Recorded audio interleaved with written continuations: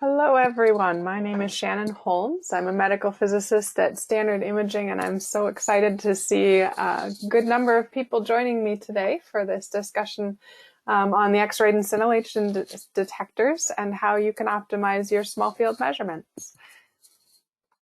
Make sure the screen's following me here. Let's see. There it is updating. All right, so a little housekeeping before I really get into things here. We are recording the webinar. So if you miss part of it, if you have to step out halfway through, or if you want to share it with a colleague later, go back and revisit something, whatever it happens to be, watch your email later today or tomorrow. You should get a link to the recording. If you have questions at any time as I'm going through my presentation, please feel free to enter them in the GoToMeeting dialog box. I try to monitor that as I'm going through my slides. Sometimes I miss them, so I will circle back to it at the end if I don't get to your question right away in the middle of the presentation. If you don't know a lot about us, Standard Imaging is based in Middleton, Wisconsin, just outside the capital city of Madison. We've been in business for over 30 years, and although we started with a small array of products, we have grown significantly since then, and now design and manufacture a full suite of QA products for radiation therapy. So on to the scintillators. Why in the first place would you be looking at scintillators? Well, the main advantage of these detectors is that they are water equivalent for megavoltage photons and electrons. So the key here is that you're not perturbing the beam right at the point of measurement. It's obviously not such a big deal for those larger fields, but as we're getting down into these really tricky small fields, that really matters, the size of your detector compared to the size of the field, as well as corrections that have to happen for that perturbation right there at the point of measurement. And avoiding the need for those particular corrections is a huge step forward. Scintillators can be made very small, and we'll talk about the exact size as we get into it, but a millimeter, essentially. They have not shown dose or dose rate dependencies for the standard linear accelerator type beams. They don't show energy dependencies amongst these megavoltage energies either.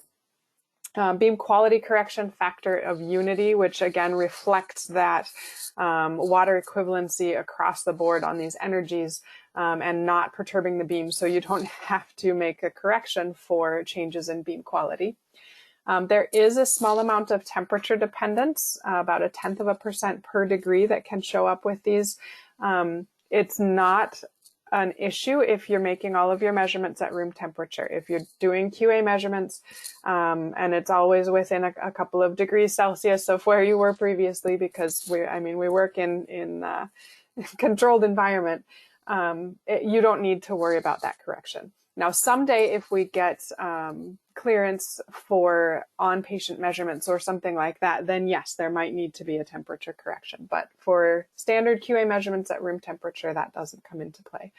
Another advantage of these is there's no ferrous metal at all in this optical fiber. And so as long as the electronics are kept outside the 5 Gauss line, you can use these with MR Linacs as well. So another good advantage of the scintillators. So what is this composed of? We use an organic scintillating material for the first generation device we call the W1. That was 1 millimeter diameter and 3 millimeters long along the axis of the fiber here. With the second generation device, the W2, we have both 1x1 and 1x3 active regions of fibers for those. So it's the same fiber, just slightly shorter active region in the W2 1x1. What happens with these is that the ionizing radiation creates visible light within that organic scintillator. That light is then transferred via total internal reflection through this optical transfer fiber, which is PMMA, so also water equivalent. The one fly in the ointment on the use of scintillators is that you do have to correct for Cherenkov light. And this is an additional light produced within the stem here, within this optical transfer fiber, based on the high energy electrons traveling through that medium. So we apply a 2-channel chromatic correction based on a publication from Matthew Guyot et al. From 2011. It's available on MedPhysics, but that demonstrated that this 2-channel correction was stable for different field size and could be used to eliminate the effect of Cherenkov or remove that stem effect from all of your measurements. So that's the method that we implement. These are also not detectors that you can send in for a NIST traceable calibration. They do require a daisy chain or a comparison in-house given in order to give an output in terms of dose. So once you've calibrated your reference field, say your 10 by 10, or for your CyberKnife, your 6-centimeter cone, whatever that happens to be, you would give the scintillator a known dose in a known reference field, and then subsequent measurements can be reported in terms of dose. As it accumulates dose, you do need to recalibrate occasionally. These plastics do start to yellow as they get dosed with radiation, and that changes the spectrum, changes the way some of the different frequencies are absorbed as you go through that transfer fiber. And the shift in the spectrum slightly can change the ratio of the Cherenkov light to the scintillation light, but most of the time it really just decreases the amount of signal that's transferred through, just because you're filtering out some of it, and so your signal strength degrades over time. A little bit more detail about this 2-channel chromatic correction. Our scintillator is a blue scintillator, so it creates a curve a lot like this reddish brown one in my plot here. The Cherenkov light is a broad spectrum contaminant signal. So we split the total signal then into 2 channels. We call it the blue channel and the green channel. And blue is primarily the measurement signal from the scintillator, with Cherenkov, of course, added onto it. The green signal is primarily Cherenkov with this little tail of the scintillator that also leaks over into that portion of the spectrum. And so in order to do the 2-channel chromatic correction, we have you make 2 measurements. One that we call a minimum fiber configuration, where you would have the fiber, the tip centered in your field. Actually, it doesn't have to be, it just needs to be consistently placed, but the tip in the field and the fiber coming straight out of the field. So the minimum amount of fiber that you can have in the field. The maximum fiber configuration then keeps that tip in the same place and adds a bunch of the fiber to the field. So you're increasing your Cherenkov signal, but not changing the dose to the tip of the scintillator. So you're not changing that scintillation signal.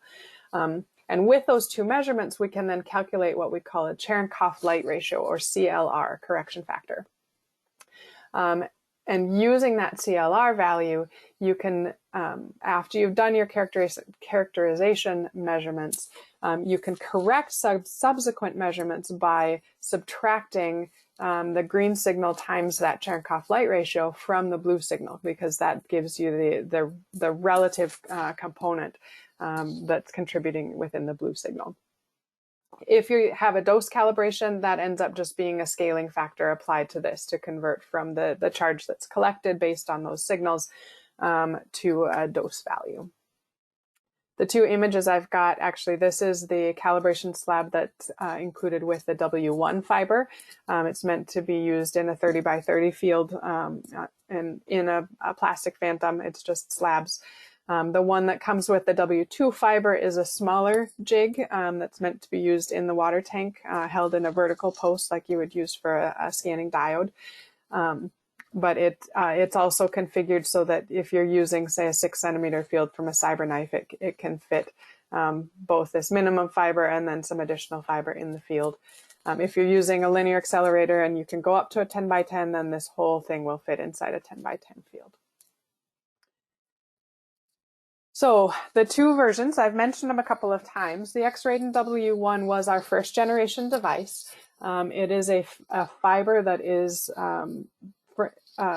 permanently attached to the optical detection system, which has a little brass housing around it. So it's the whole unit itself is fiber plus the brass housing.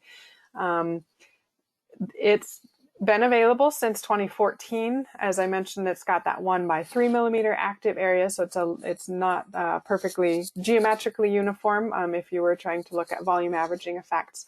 But at the time, that was the size that gave us a good signal to noise ratio. There are a lot of publications available from it because it was such a novel detector.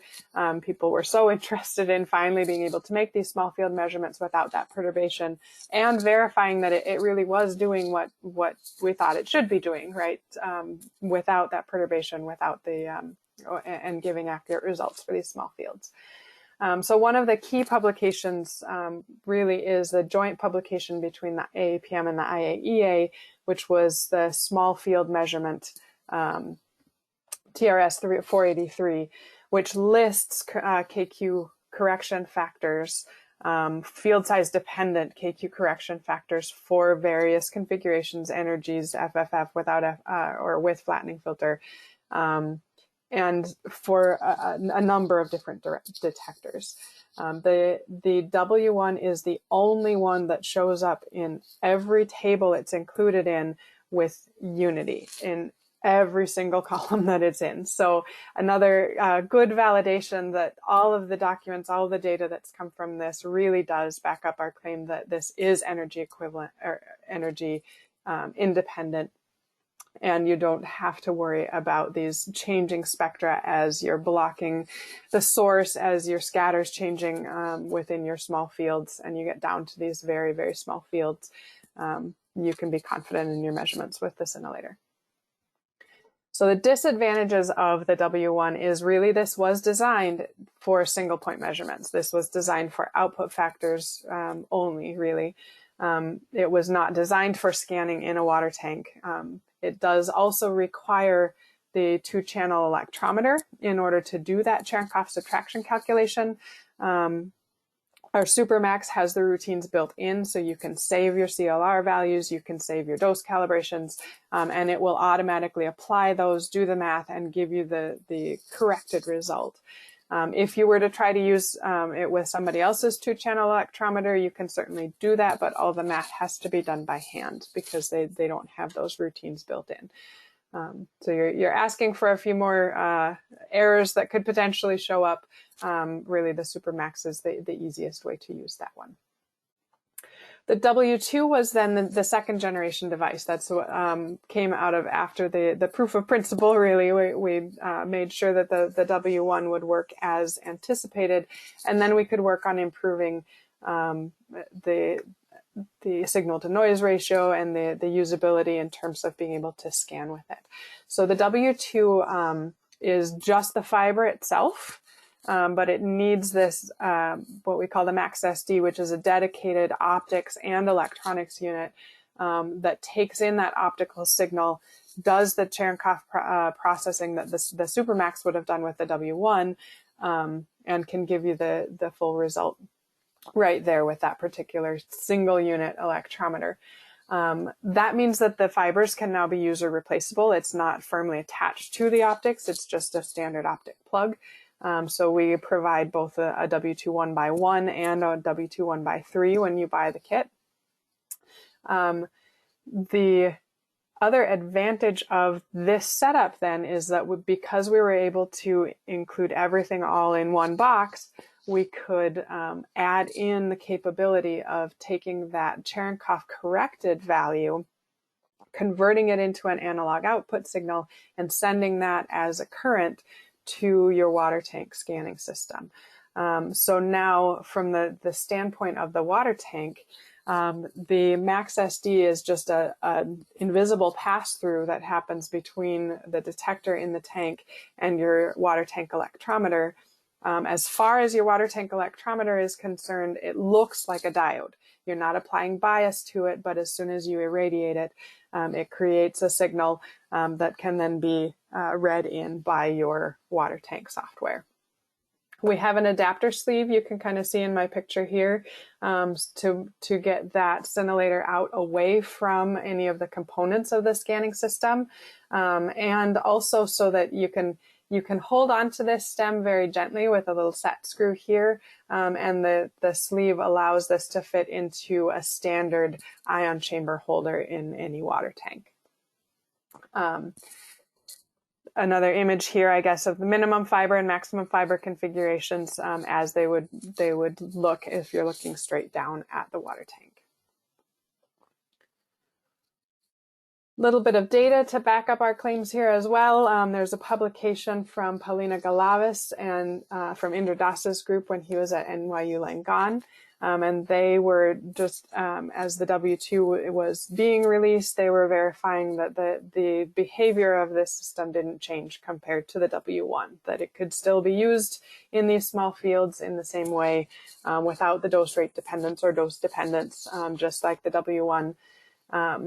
And so this is a comparison of a W2 scan in their water tank compared with a radiochromic film measurement. And of course, you can see there was excellent agreement there. Another publication that came out of this came from Richard Popple's group, Jesse Snyder at the University of Alabama at Birmingham, and they were looking at decreasing target size, treating with their Varian hyper-arc system. So they looked at dose measurements between the W2 and film measurements for targets down to a 3 millimeter diameter target, which was the smallest one they evaluated. And there again, they got excellent agreement between the W2 and film for all of the patient plans that they looked at. They have an image here of, this was the chamber plug that they were using in their Phantom with the, sorry, this one's the W2, with the W2 in it. As you can see with the water equivalents, it's hard to pick out the active region. So we do send it with a dummy fiber, a fiber with a BB that's centered there at the active region of the scintillator, so that you can use that for treatment planning or for localization as you're setting up your Phantoms to do your measurements. Additional customer experience. Actually, if you'll join us on November 18th, I have Sarah Thrower from MD Anderson who's going to talk about the work that she did in characterizing the W2 within their FFF beams. I don't have the actual link for the webinar up yet. We're still finalizing some text with Sarah. But if you keep an eye on the Standard Imaging webinars page, that will be coming up soon. Or be listed soon. So we'd love to have you join us for that discussion, get the user perspective on it and hear the fun results that they've gotten with their FFF beams. And one last, I guess, piece of concluding info. Thank you so much for your attention. We'd love to see you at Astro, whether you're going in person or if you're just going to attend as much as you can virtually. We will be there in person, but we'll also be available for virtual demos remotely. And we have some live webinars scheduled for that time as well. So please join us there. We would love to see you. And with that, any questions, please feel free to enter them. Otherwise, I really appreciate your attention today. I know I tend to fly through things, so I apologize for talking quickly. But if there's anything that you'd like clarification on, like me to go back to, either enter some questions now, or please feel free to reach out to us either through the website or via email. Give us a call, whatever. We'd love to talk to you about these detectors. Thanks so much.